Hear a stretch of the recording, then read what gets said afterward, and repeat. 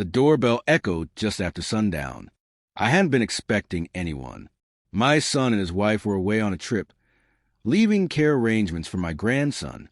Yet instead of phone call or plan, he appeared at my doorstep, alone. At first, he said nothing. He just stood there, fists clenched tight, eyes far too heavy for a boy's age. Finally, in a voice no louder than the night breeze, he whispered, "Grandpa, I need to tell you something." I bent closer, my chest tightening, that old soldier's instinct sparking to life. His next words shook me to the core. He told me things no child should ever carry.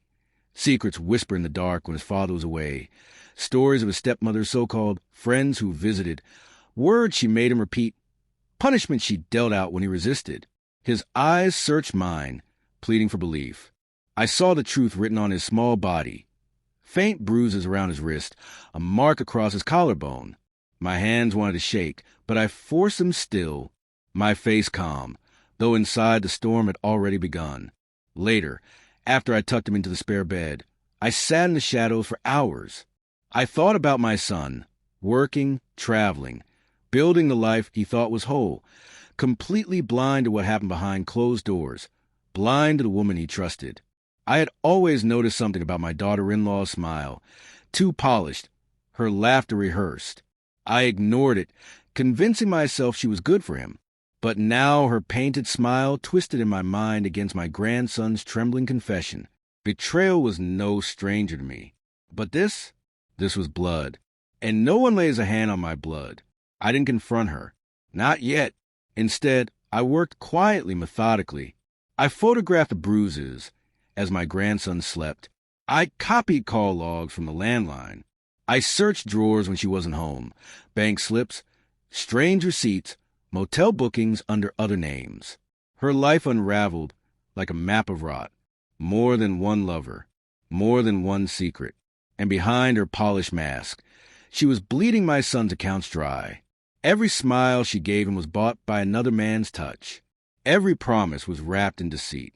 So I waited. I gathered proof. I sharpened patience like a blade. All the while, I played the role, smiling over coffee, nodding at her empty chatter, pretending not to notice the cologne clinging to her that wasn't my son's. The breaking point came with a DNA test. One evening, my grandson asked me softly if his father was really his father. The fear in his voice told me enough. I swabbed. I sent it in. I waited. When the results came, I sat alone at the kitchen table. Negative.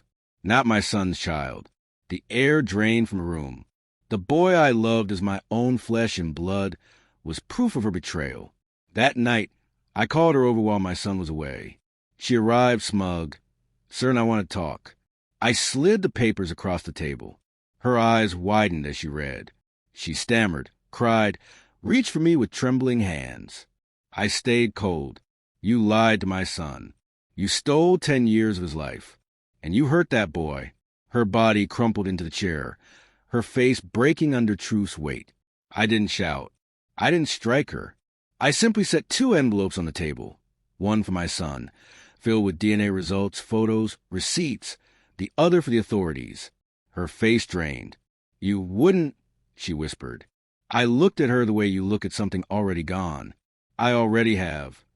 Her lips parted in horror, but no sound came. The mask she'd worn for years shattered. She was nothing but a liar trapped in her own web. I left her there, staring at the ruins of her lies, knowing she would spend every day dreading the knock at the door. Later, I stood by my grandson's bed. He stirred, eyes half open. "Am I safe now?" he whispered. I brushed his hair back, my voice steady. "Yes, you're safe." He drifted into sleep. I sat in silence, watching the rise and fall of his chest.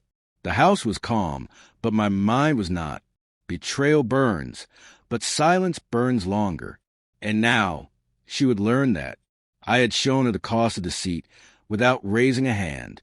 Truth was a weapon, and I was done watching my family bleed. When dawn broke, I poured myself black coffee, steady as stone. The war was finished, and I had won without firing a single shot.